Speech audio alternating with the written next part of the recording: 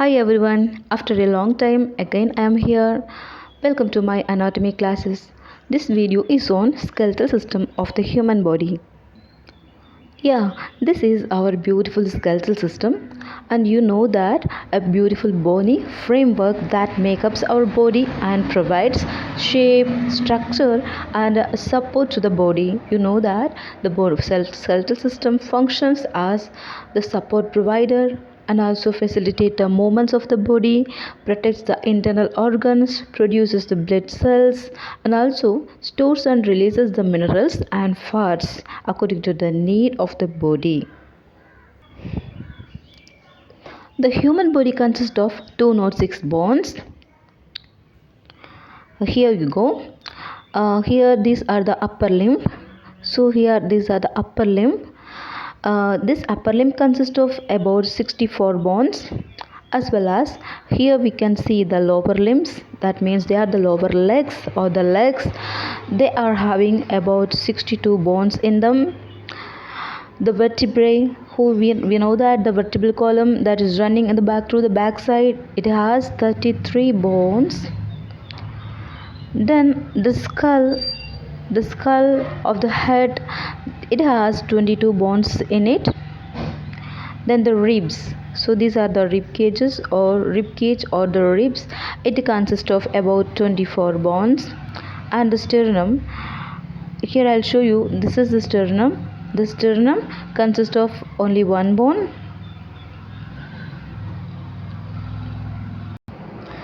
In the earlier stage of the life, when the person is being a baby, so the baby's body will have more than 300 bones. But when the person grew up, the body consists of this number of bones. So a few of the bones will fuse together to form one or single bone, so that when the person is grow up, their body consisting number of bones will be reduced to 206.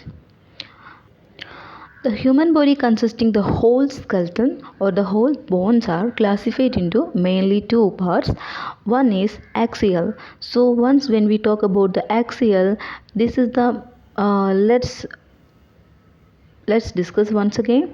So the axial means the whole bones that are present in the center portion, that means they are located near to the median of the body. So the axial skeleton, the one of the part of this axial skeletal system consists of the skull and the bones that are present in the thoracic cage and the bones that are present in the vertebral column, they are coming under the axial skeleton. At the same time, the bones of the upper limb and the bones of the lower limb and the hip, they are included in the appendicular skeleton. Here we can see the bones of the axial skeleton. So here this blue colored marked bones are the parts of axial skeleton. Here we can see the skull. The skull, it comes under the axial skeleton. And here you can see the rib cage, so this is also a part of axial skeleton. And the backbone here, so backbone in the back side or posterior part of the body, that is also a part of the axial skeleton. Now when we talk about the appendicular skeleton, here you can see the appendicular skeleton. Let's take the picture. This red colored marked one, they are coming under the axial skeleton. Appendicular skeleton comes to see this upper arm and hand, or the hand, lower leg or the foot and the pelvic girdle, so they are coming under the parts of appendicular skeleton. So they are the parts of appendicular skeleton. According to the shape of the bones, according to the shape of the skeletal system or the bones are again classified into different groups, like long bones. For example, long bones like a femur and humerus. So you can see the bones in the upper arm, that is a humerus, and the bones of the thigh, that are the femur. So bones of the hand, upper arm and the thigh, are called as the femur and humerus. This is a femur and this is the humerus. So they are long bones. Next, short bones like metacarpals and metatarsals. So bones of the feet on the bones of the palm and bones of the feet can be called as the metacarpals or metatarsals. They are short long bones. That means they are long in structure but they are short.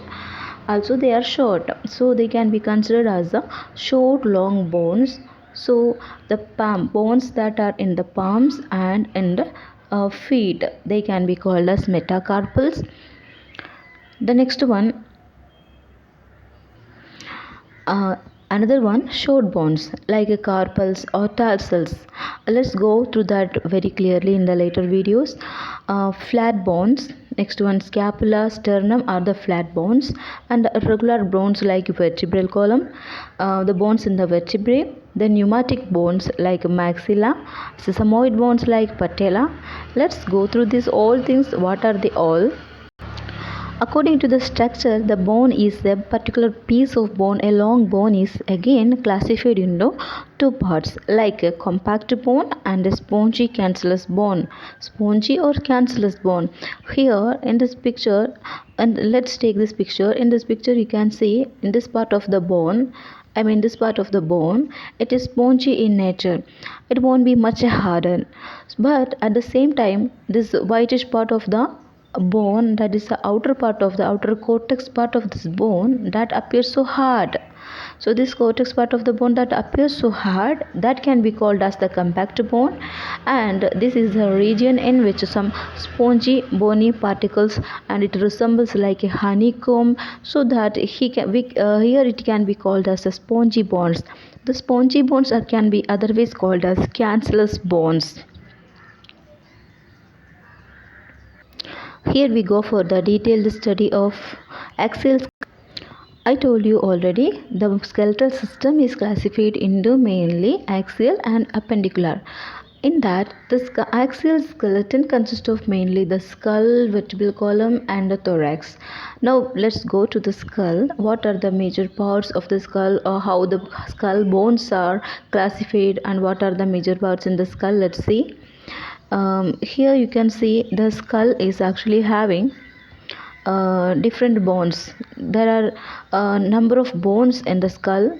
So the skull is divided into two parts, like not two parts. Skull is divided into four parts, like this back portion of the skull. It can be called as the cranium. So the back portion, that is the cranium. Otherwise it can be called as the calvaria. And when we come to the under portion, this is the front portion or the front region of the skull. So this region is called as the facial region. So this is what is cranium and the face. Now we go to the another part of the skull. Here is the hyoid bone. So here one independent bone, you can see that it's not attached to anywhere, and it has no any articulation with any other bones. So we call this bone as a hyoid bone. This bone has the hyoid bone. And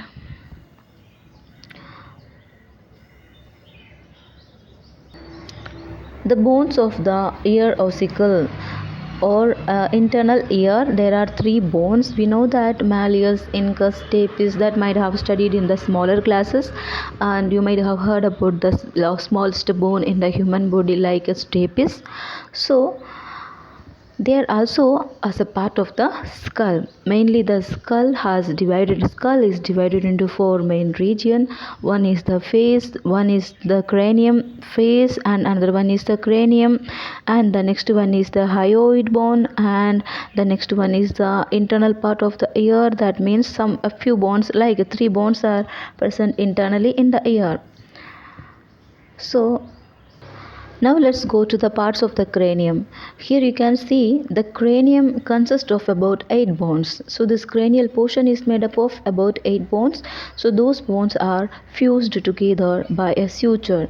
See, you can see here the sutures like a stitching.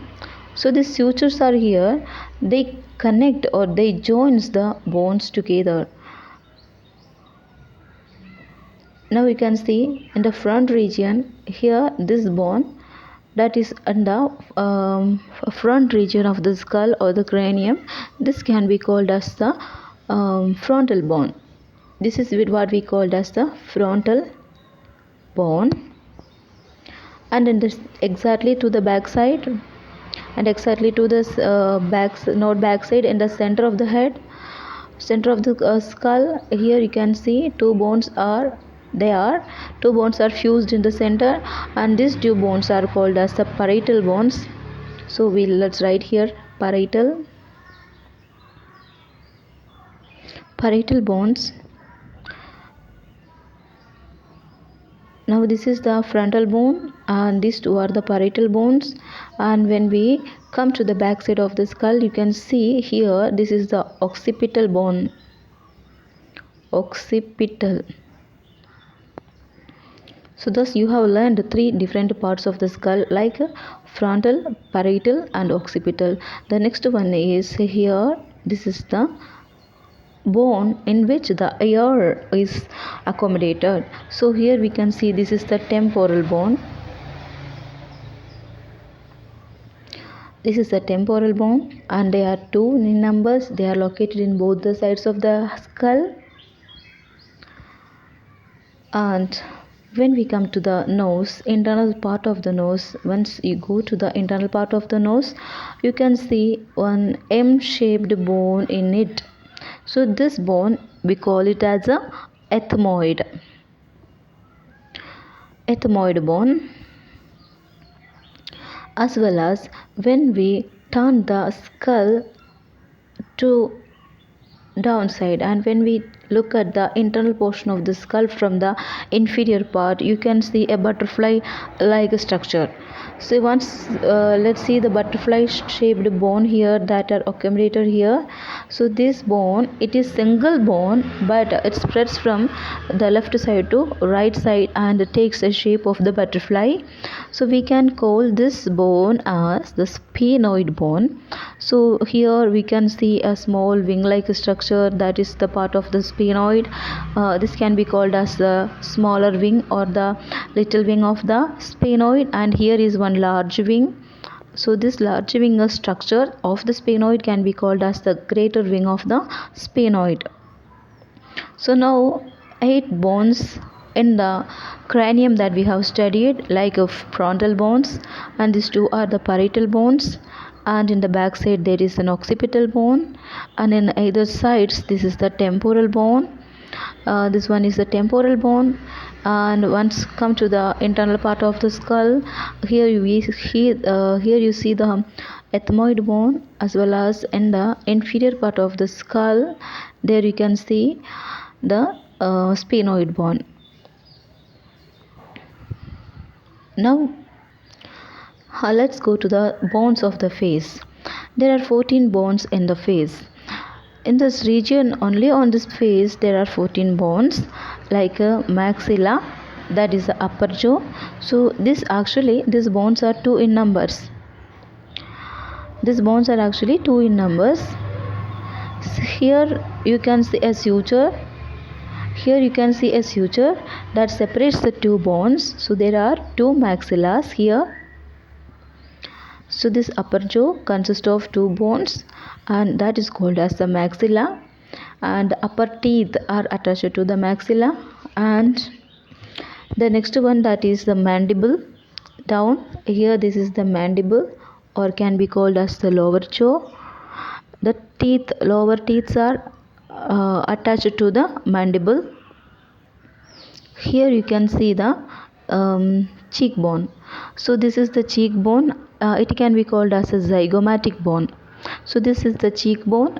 In either side there are 2 in numbers. They are present in either side, so they can be called as the cheekbone. So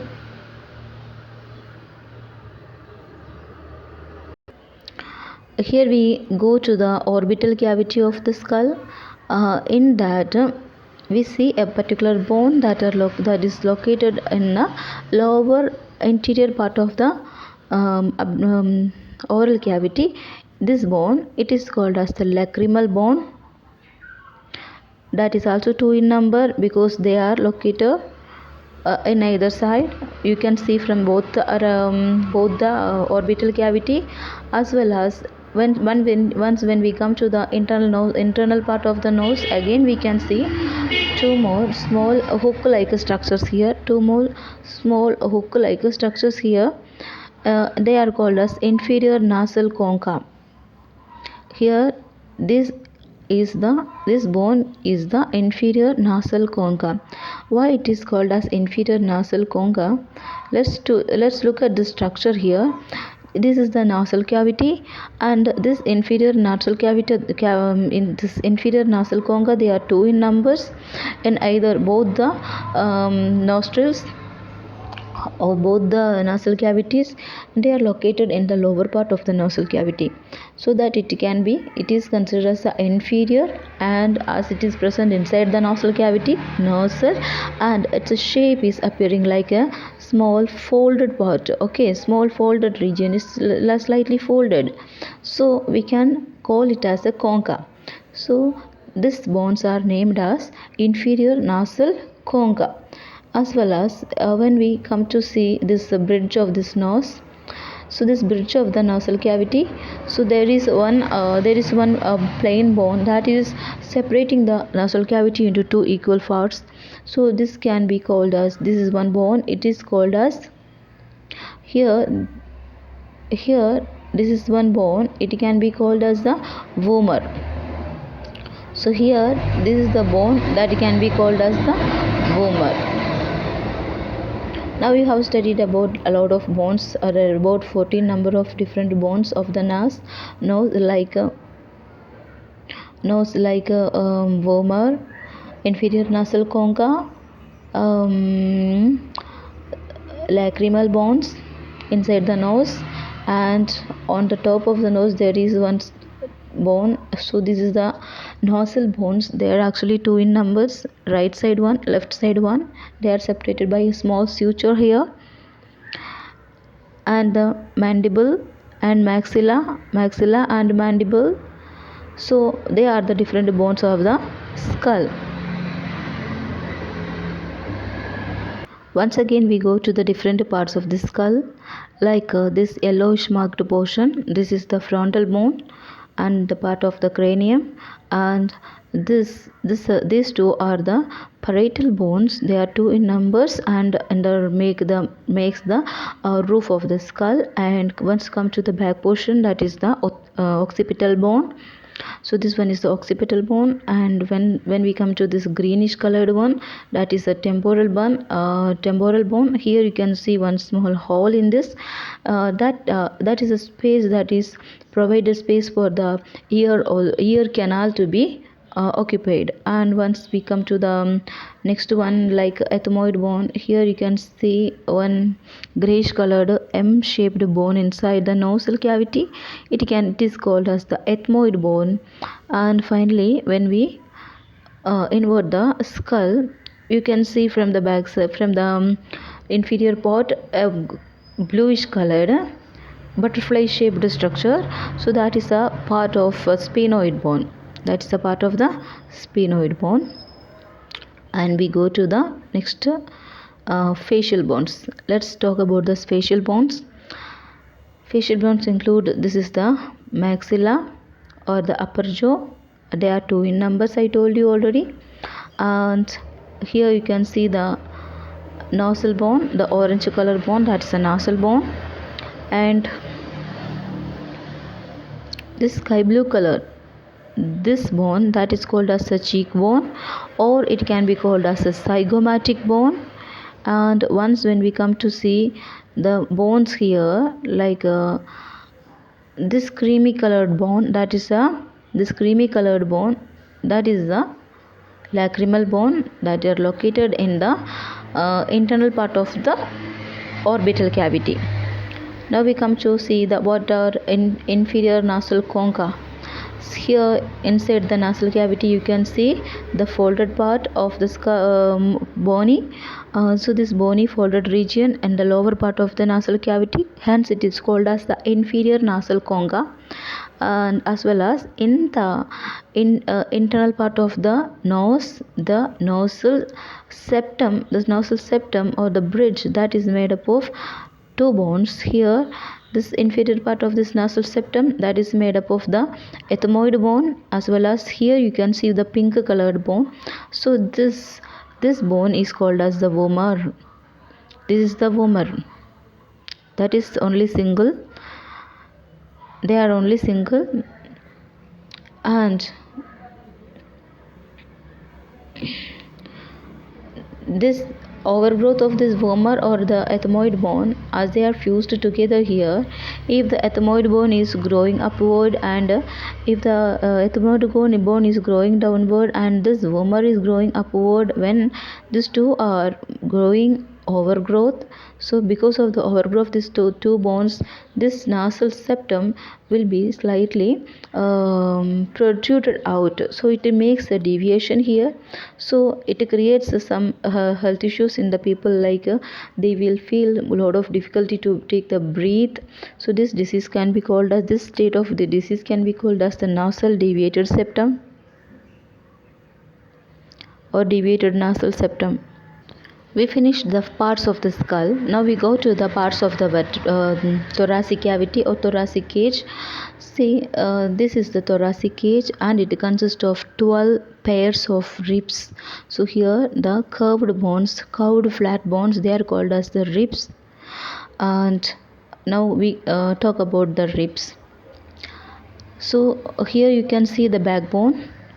So this is the backbone through which the spinal cord runs downward.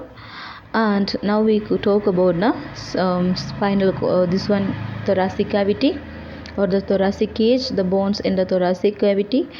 Here you can see a 12 number of ribs, flat ribs on either side of the thoracic cavity.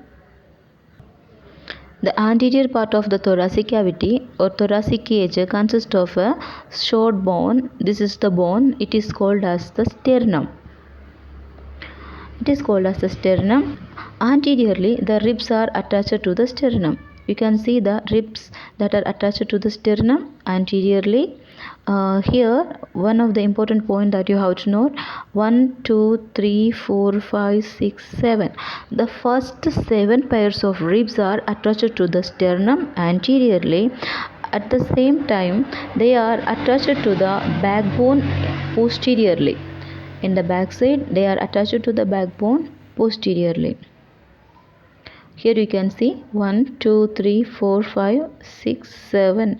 So these are 7, 8, 9, 10, 11, 12. 12 number of bones are attached to the backbone and posteriorly, but at the same time only first 7 numbers of ribs are attached to the sternum anteriorly, and the rest of the ribs are not attached to the sternum directly. You can see that the 8th number of rib that is attached to the 7th costal cartilage, and the 9th one is attached to the 8th one. The 10th one is also attached to the 9th one. Hence these 3 are indirectly attached to the 7th costal cartilage. Now here we go. We can see that 2 more bones.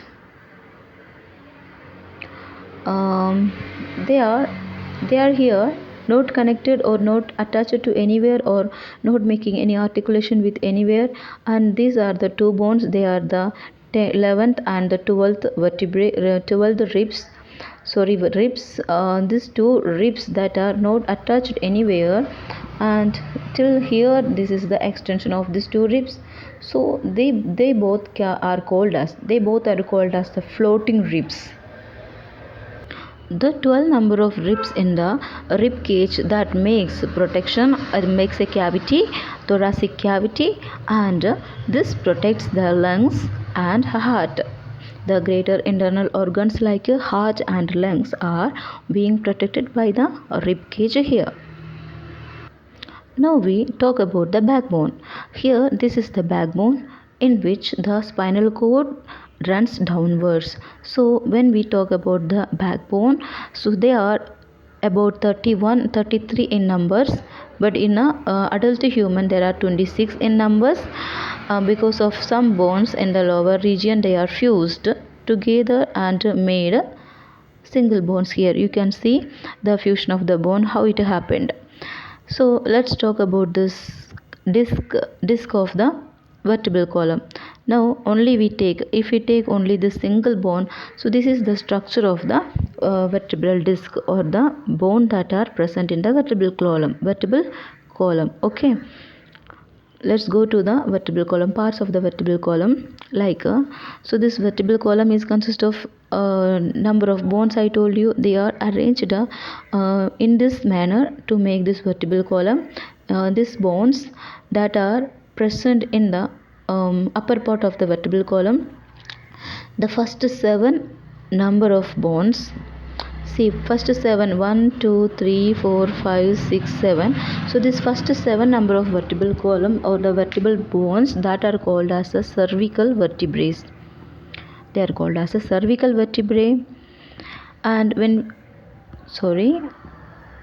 we come to the next one, the next 12 numbers of bones, they are coming under they are making the part of the thoracic region. So here you can see a round structure.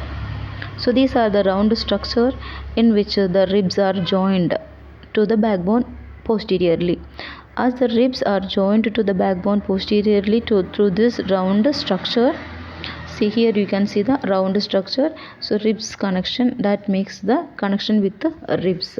So these are the 12 numbers of vertebrae or 12 numbers of this vertebrae that connects with the ribs. So we can call it as a thoracic vertebrae. Thoracic vertebra. The first 7 are lumbar vertebrae. First 7 are cervical vertebrae. These first 7 are cervical vertebrae. Soon after this first 7, the next 12 are the thoracic vertebrae. And when we talk about the thoracic vertebrae, later that we go to the next 5 numbers of vertebral column. So 1, 2, 3, 4, 5. So these 5 are called as the lumbar vertebrae. These 5 are called as the 1, 2, 3, 4, 5. These 5 are called as the lumbar vertebrae. So we can call this as L1, L2, L3, L4, L5. So they are the lumbar vertebrae. So once again we repeat that. First 7 are the cervical vertebrae, next 12 are the thoracic vertebrae, and finally when we come to this next 5 are the lumbar vertebrae that makes up the abdominal region of the vertebral column. And the last one, this is the another portion that is called as the sacrum. So this sacrum is made up of about 5 bones. Actually, in the smaller age, when the baby children, in the age of the children, see their bones are separate and actually they are 5 in numbers.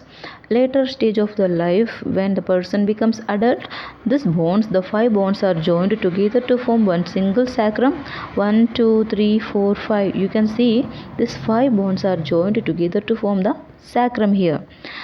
Finally, we come to the coccyx. Otherwise, it is called as the tailbone. So this is the coccyx. We can call it as a coccyx bone. Coccyx. So this coccyx bones actually in the earlier stage, that would be 1, 2, 3, 4 numbers. Later, these 4 bones will join together to form one single bone.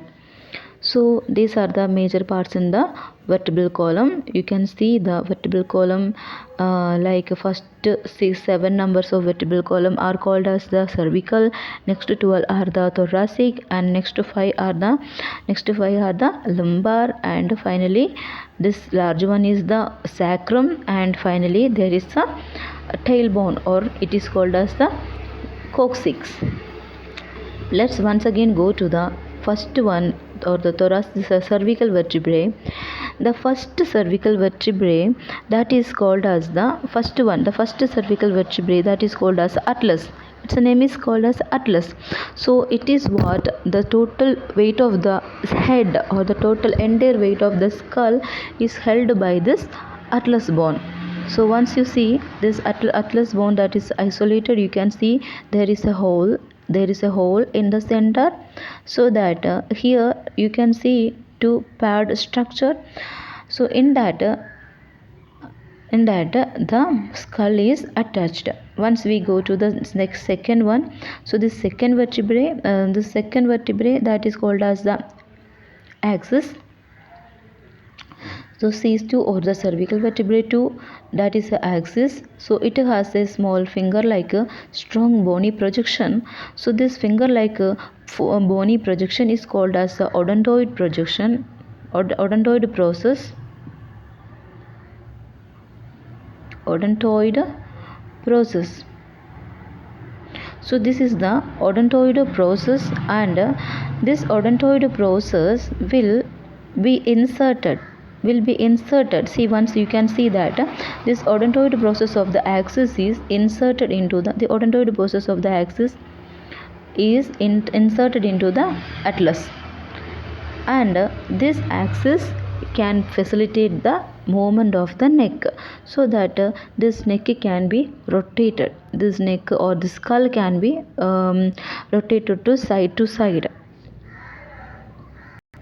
Thus we have learned the most important parts of the vertebral column, like the first two cervical vertebrae are called as atlas and axis, and the total first seven vertebral column bones are called as the cervical vertebrae, and the next 12 are the lumbar thoracic vertebrae, in which the ribs are attached in posteriorly.